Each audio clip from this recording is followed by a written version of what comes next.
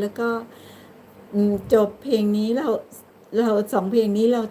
จะลากันค่ะ สวัสดีค่ะ ปลอบใจสวเพลงของ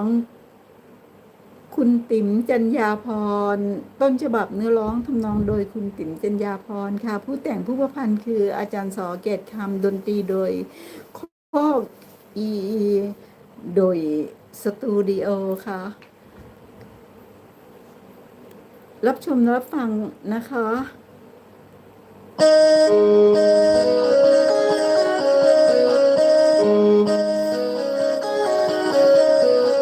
ช่องว่างระหว่างวัยของเฮา